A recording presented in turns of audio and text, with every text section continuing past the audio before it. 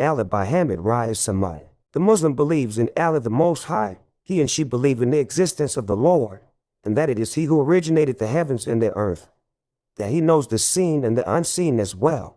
He is the Lord and the sovereign of all creatures.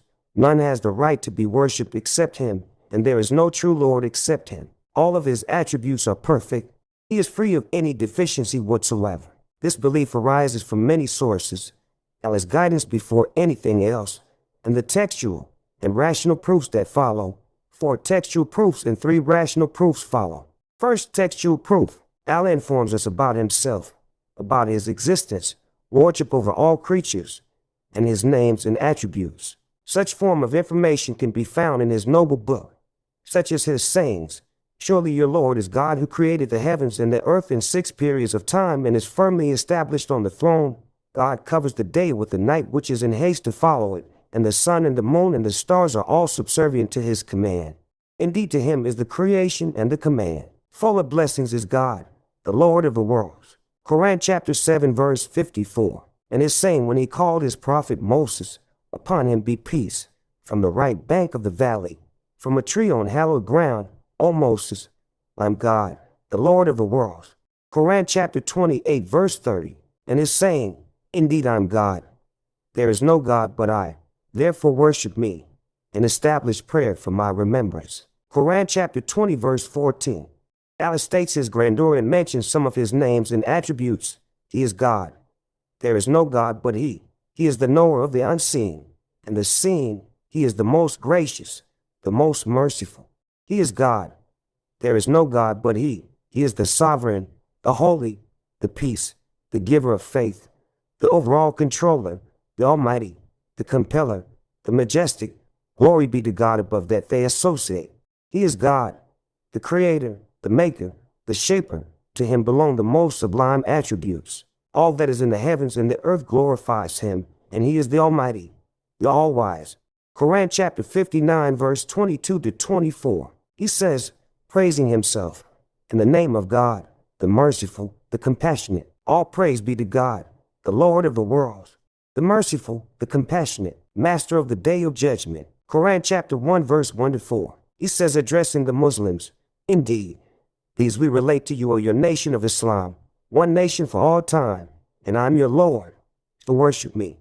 Quran chapter 21 verse 92. And again He says, "And surely this nation of yours is one nation, and I am your Lord, so fear me." Quran chapter 23 verse 52. Refuting the claim that there is a Lord or one worthy of worship besides Him in all of the heavens or the earth. He said, if there had been in the heavens and the earth others gods but God, both would have been thrown into turmoil. Glory be to God, the Lord of the throne, above what they attribute to Him. Quran chapter 21 verse 22. Second textual proof.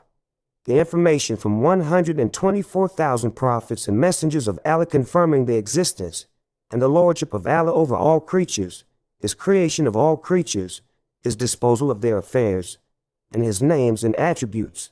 Each of these prophets and messengers was either directly spoken to by Allah through one of the angels sent to him, or by inspiring the revelation of Allah willed into his heart. The proclamation of such a great number of the purest of creatures and noblest of humans makes it impossible either not to believe their proclamation or to imagine that they would agree to fabricate such information, thereby conveying to their people information that they did not know for sure, or not believing in its correctness with certainty.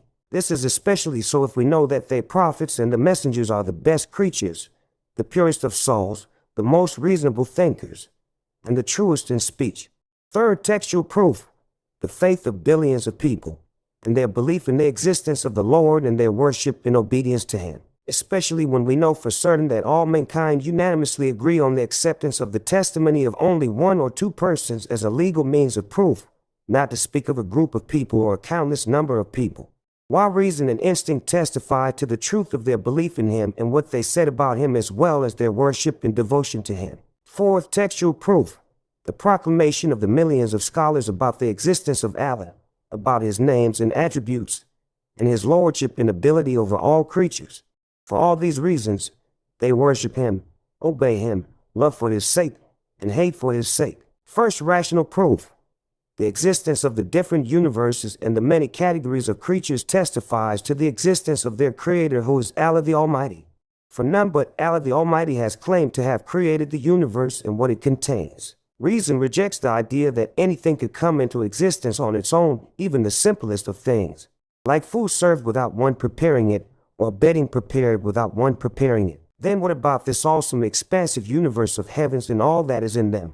The sun, the moon, the stars, and the planets all are entirely different in volume, mass, distance, and orbit. The earth and all the creatures it contains, the humans, jinnis, animals, the diverse species, completely different in color, languages, and their abilities to reason and understand. The deposits of gems and metals of various colors and uses. The oceans and rivers. The rivers are made to flow through the earth, and the oceans are made to surround it. The growth of trees and plants produces a variety of fruits, and so many different tastes, scents, characteristics, and uses. Second, rational proof. Availability of the word of Allah for us to read it, reflect upon it, and deeply consider its meaning. This is further proof of the existence of Allah the Almighty, since there can be neither speech nor saying without a speaker. Thus, the word of Allah proves his existence. This is especially true when we know that it contains the most indisputable legislation noble to mankind and the wisest form of rules for the good of humanity, just as it includes the truest of scientific theories. All of the many unseen matters informed about and the historical events are still true. The long passage of time has not altered the benefit, in either time or place, of any of the laws of the Quran. None of the scientific theories have been discredited, nor have any of the matters of the unseen informed about been contradicted. Up till now, no single historian has been able to refute or belie one narration or the smallest detail thereof. All such facts make it impossible for human reason to believe that it was authored by a human, genie, or an angel, since this is beyond creatures' abilities and knowledge.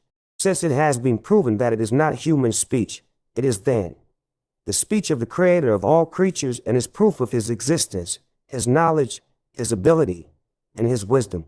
Third, rational proof.